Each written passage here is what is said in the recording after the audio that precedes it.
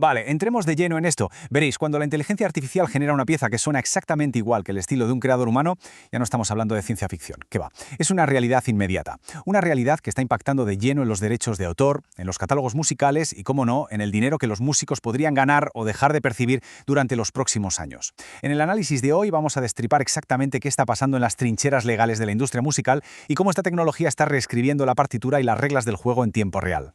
Pero bueno, antes de afinar los instrumentos y meternos en materia, hay un detalle en las analíticas bastante curioso. Resulta que el 98% de las personas que consumen estas explicaciones no están suscritas, frente a un 2% que sí lo está.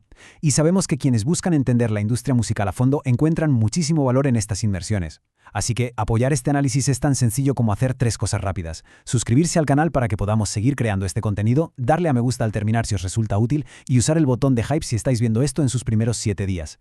Todo esto nos ayuda una barbaridad a que la información llegue a más creadores. Y a vosotros no os cuesta absolutamente nada. Así que, este es el tracklist de nuestra explicación de hoy. Lo hemos dividido en 6 movimientos claros. El nuevo ecosistema musical, los 3 protagonistas clave, aprender o memorizar música, el acuerdo de los gigantes, el impacto independiente y, por último, el registro del catálogo. ¡Vamos a ello! Primer movimiento, el nuevo ecosistema musical. Vamos a ver cómo de rápido ha cambiado todo este panorama legal. A ver, la regulación de la inteligencia artificial musical está evolucionando a un ritmo que literalmente apenas nos deja parpadear. Si nos fijamos en esta línea de tiempo, vemos una disonancia tremenda en los acontecimientos recientes. Fijaos, en noviembre de 2025 se firma un acuerdo gigantesco con Warner y de repente, apenas unos meses después, en enero de 2026, estalla una demanda masiva por parte de GEMA. Es una locura. Y todo esto nos lleva en un curso de colisión directo hacia un fallo judicial monumental que se espera para junio de 2026. Grandes pactos corporativos por un lado y batallas legales enormes por el otro, ocurriendo a la vez y creando un ecosistema bastante caótico en la industria. Segundo movimiento, los 3 protagonistas clave. Vamos a identificar a los instrumentos principales que están sonando en este choque de titanes. Para que esta sinfonía caótica tenga algo de sentido, tenemos que tener muy claros quiénes son los 3 actores masivos aquí. En primer lugar, tenemos a GEMA. Es la Sociedad de Gestión Colectiva de Derechos en Alemania y recauda dinero a nivel global en nombre de millones de compositores.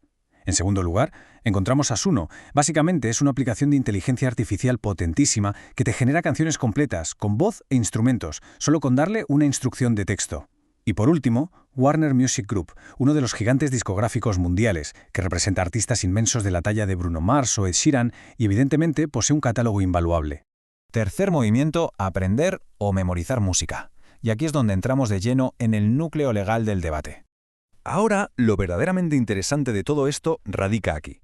La evidencia apunta a que Suno descargó de forma masiva millones de canciones de YouTube, eludiendo sistemas de protección para alimentar a su IA. Y todo esto sin pagar ni una sola licencia. Suno, claro, se escuda en el fair use o uso legítimo de Estados Unidos. Argumentan que su inteligencia artificial simplemente aprende, como un músico de jazz que se pasa años estudiando a los clásicos para luego componer sus propias piezas. Pero GEMA sostiene una acusación muchísimo más grave. Afirman que los resultados de la IA suenan tan escandalosamente idénticos a los de artistas reales que el software no está aprendiendo, está literalmente memorizando y copiando el material. Básicamente, acusan a la IA de actuar no como un músico inspirado, sino como una fotocopiadora disfrazada de compositor. Y esa distinción entre aprender y memorizar lo cambia absolutamente todo.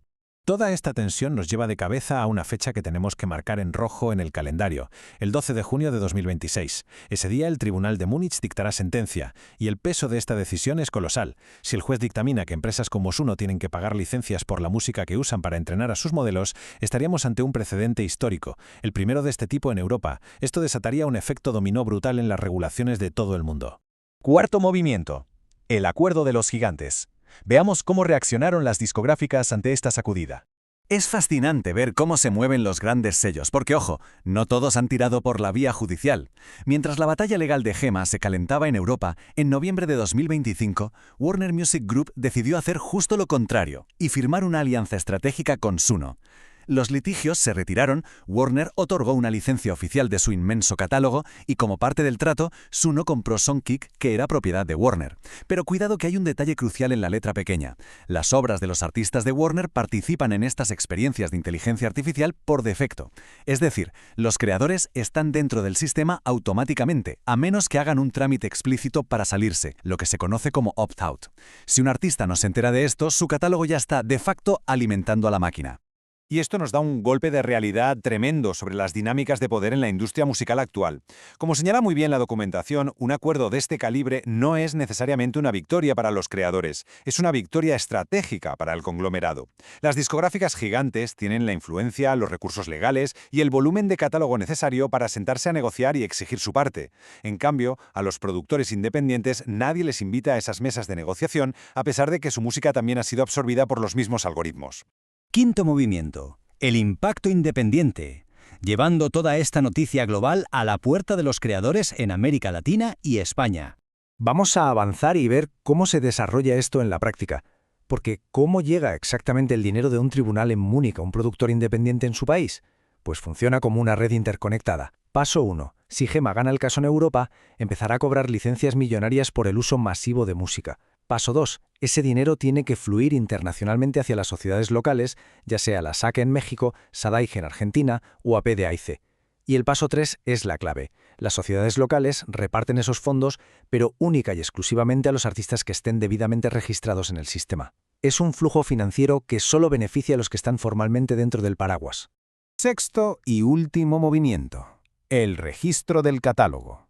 La resolución práctica para la comunidad independiente.